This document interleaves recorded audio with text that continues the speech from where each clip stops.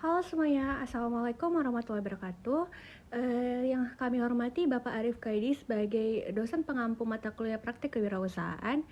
Di sini kami kelompok 6 ingin mempresentasikan mengenai BMC, yaitu Business Model Canvas, dan contohnya pada produk kami yaitu Ciciket. Sebelumnya, kami ingin memperkenalkan diri. Yang pertama itu ada saya sendiri dengan nama Alisa Syaura. Yang kedua itu ada Adelia Yulizar. Yang ketiga itu ada Dwi Ayu Mahardika Putri. Yang keempat itu ada Mesya Anglin. Yang kelima itu ada Rizky Husnul Khairi. Dan yang terakhir itu ada Muhammad Tarik Fauzan. Nah, selanjutnya kami akan membahas mengenai BMC itu sendiri. Selanjutnya akan dipaparkan oleh saya sendiri. Terima kasih. Business Model Canvas atau BMC adalah alat manajemen strategis untuk mendefinisikan serta mengkomunikasikan ide atau konsep bisnis dengan cepat dan mudah. BMC ini berbentuk dokumen satu halaman yang bekerja melalui elemen fundamental bisnis atau produk, serta menyusun ide bisnis dengan cara yang koheren. BMC sisi kanan berfokus pada pelanggan atau eksternal, sedangkan Canvas sisi kiri berfokus pada bisnis internal. Baik faktor eksternal dan internal bertemu di sekitar value proposition yang merupakan pertukaran nilai antara pembisnis dengan pelanggan. Berikut ini beberapa fungsi adanya penerapan Business Model Canvas atau BMC. Yang pertama, BMC membantu memberikan gambaran singkat tentang model bisnis dan tidak memiliki detail yang tidak perlu dibandingkan dengan rencana bisnis tradisional. Yang kedua, sifat visual dari Business Model Canvas membuatnya lebih mudah untuk dirujuk dan dipahami oleh siapapun. Yang ketiga, lebih mudah untuk mengedit dan dapat dengan mudah dibagikan dengan karyawan dan pemangku kepentingan. Yang keempat, bisnis model Canvas ini dapat digunakan oleh perusahaan besar maupun perusahaan rintisan hanya dengan beberapa karyawan. Dengan ini menjelaskan bagaimana berbagai aspek bisnis terkait satu sama lain. Lalu, pembisnis dapat menggunakan template BMC untuk membantu sesi berbagi dan diskusi pendapat tentang mendefinisikan model bisnis pembisnis secara efektif. Di sini saya akan menjelaskan elemen-elemen yang ada pada model bisnis Canvas. Yang pertama, customer segment atau segmentasi konsumen. Elemen pertama ataupun langkah pertama yang harus dimiliki untuk memulai bisnis model Canvas ini adalah dengan menentukan segmen pelanggan mana yang akan menjadi target bisnis. Nah, untuk memudahkan dalam menentukan segmen pelanggan tersebut, maka pebisnis dapat mengkelompokkan atau mengkategorikan segmen pelanggan mereka menjadi beberapa bagian. Nah, di sini ada beberapa segmen, yaitu segmentasi geografis, segmentasi demografis, dan segmentasi psikografis. Baiklah, di sini kelompok kami mengambil contoh dari produk bisnis kami sendiri, yaitu Ciciket. Ciciket adalah produk chicken katsu yang mana menjadi salah satu makanan khas Jepang yang berupa irisan daging ayam dengan balutan tepung roti digoreng sehingga menghasilkan cita rasa yang crunchy. Di sini yang pertama yaitu segmentasi geografis yang mana mencakup wilayah Kota Medan dan Universitas Sumatera Utara. Selanjutnya yang kedua adalah segmentasi demografis. Nah, di sini produk kami tidak terbatas usia, baik itu berjenis kelamin laki-laki maupun perempuan. Artinya, baik anak-anak sampai dengan orang dewasa bisa menikmati produk Ciciket. Untuk tingkatan pendidikannya, kami memilih segmentasi anak SMA dan mahasiswa. Karena harga dari produk yang kami tawarkan ini lebih terjangkau dan cocok kepada dua segmen tersebut.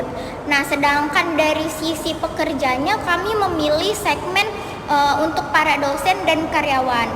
Dan yang terakhir adalah segmentasi psikografis, yaitu meliputi konsumen yang menyukai hal-hal yang berhubungan dengan Jepang, karena Ciciket ini merupakan produk chicken katsu yang berasal dari Jepang. Selanjutnya, saya akan menjelaskan hal-hal yang bisa dipertimbangkan dalam menentukan customer segment. Yang pertama adalah customer jobs. Nah, ini mengacu pada apa saja atau hal-hal yang diinginkan dan dicapai oleh pelanggan, masalah yang dihadapi oleh pelanggan, dan apa saja kebutuhan mereka, serta bagaimana produk kita itu bisa memberikan layanan bantuan kepada pelanggan. Yang kedua, customer gain, yaitu mengacu pada manfaat yang diinginkan atau yang diharapkan pelanggan dari bisnis yang sedang kita jalankan. Dan yang terakhir ada customer pain, yaitu menggambarkan emosi negatif, apa yang membuat konsumen merasa tidak nyaman, sesuatu hal yang buruk ataupun resiko yang ditakutkan oleh pelanggan. Elemen selanjutnya adalah value proposition. Value yang dimaksud di sini berarti mengacu pada poin-poin keunggulan, keunikan, atau kelebihan yang ada pada bisnis. Value ini penting bagi semua bisnis karena sama seperti identitas, value akan membuat bisnis kita itu diingat oleh konsumen. Selain itu, juga bisa memberikan alasan dan solusi mengapa produk yang kita tawarkan ini bisa menjawab permasalahan-permasalahan dari konsumen. Nah, di sini ada 3 unsur pembentuk value proposition, yaitu pertama ada fungsional, yaitu makanan yang sehat, tidak mengenyampingkan rasa, dan ketika konsumen menikmati cik-cikat ini, maka merasakan cita rasa yang berbeda dari makanan Nusantara, dan konsumen itu tidak hanya mendapatkan manfaat protein, tetapi juga manfaat dari salad sayur. Yang kedua, sosial, yaitu mengacu pada FOMO agar konsumen ketika menikmati produk ini tuh tidak tertinggal oleh tren media sosial yang sedang booming terhadap makanan Jepang.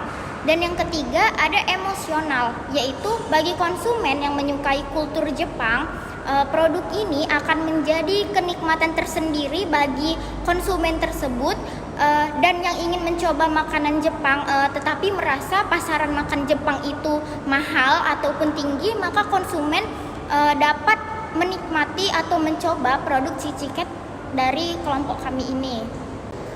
Baik, selanjutnya saya akan menjelaskan elemen ketiga dari BMC, yaitu channel. Yang dimaksud channel di sini adalah media atau sarana apa saja yang bisa digunakan untuk menyampaikan produk atau jasa. Contohnya pada produk Cik-Ciket, kami menggunakan Instagram dan WhatsApp sebagai sarana untuk mempromosikan produk kami. Elemen selanjutnya itu ada customer relationship, yang merupakan suatu elemen dalam contoh bisnis model kanvas di mana perusahaan itu menjalin ikatan dengan pelanggannya. Pelanggan memiliki karakteristik yang berbeda-beda, sehingga kita harus memahami bagaimana cara mengambil hati pelanggan dan mempertahankan pelanggan yang sudah loyal.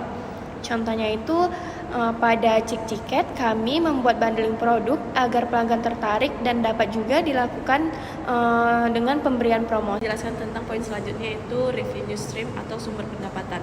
Revenue stream merupakan bagian yang paling vital di mana organisasi memperoleh pendapatan dari pelanggan.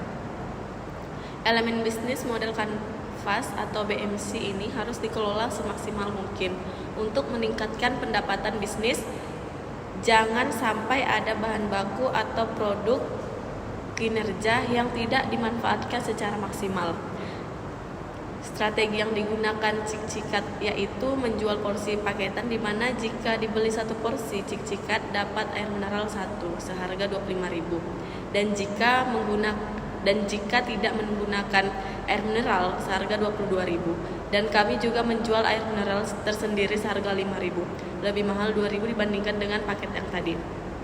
Poin selanjutnya yaitu key activities. Key activities adalah semua aktivitas yang berhubungan dengan produktivitas bisnis yang berkaitan dengan sebuah produk, di mana kegiatan utamanya adalah menghasilkan proporsi nilai.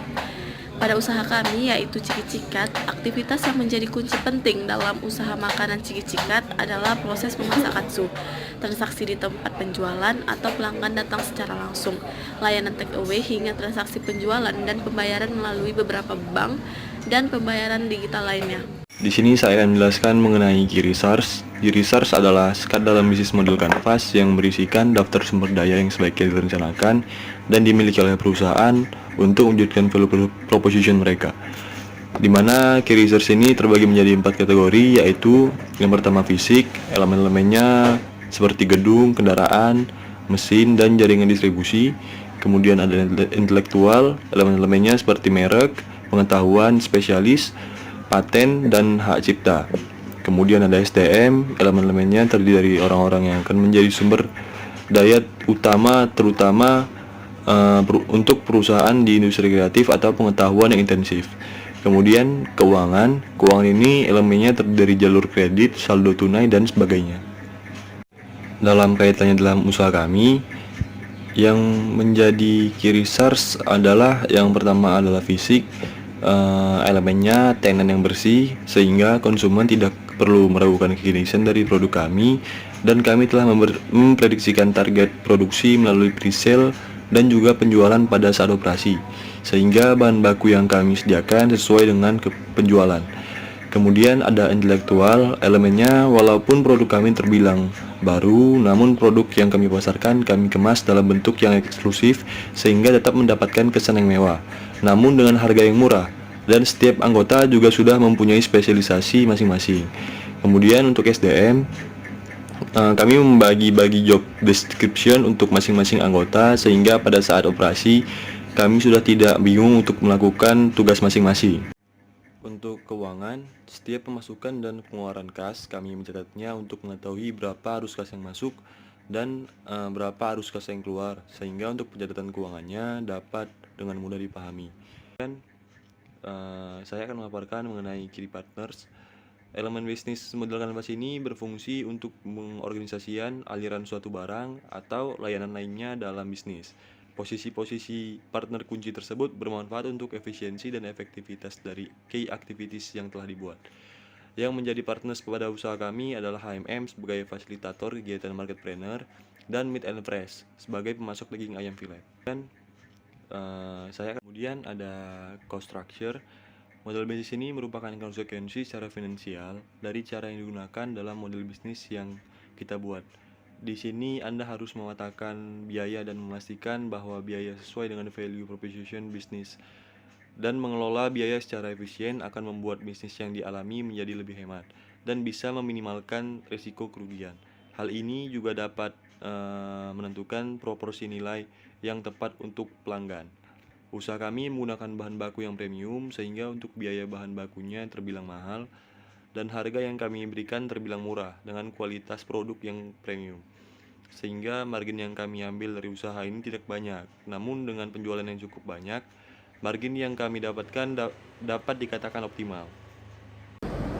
Nah, di sini saya akan membahas tips bagaimana cara membuat bisnis model kanvas. Yang pertama adalah mempelajari kompetitor. Mempelajari kompetitor itu membantu untuk mendapatkan wawasan atau keberhasilan dan kegagalan kompetitor bisnis tersebut. Dengan informasi yang diperoleh, Anda bisa tahu apa yang diinginkan oleh konsumen di bisnis tersebut. Dan yang kedua, sesuaikan urutan elemen yang ada. Semua elemen dalam bisnis model kanvas itu penting, namun Anda sudah merancang model bisnis Anda dengan jelas.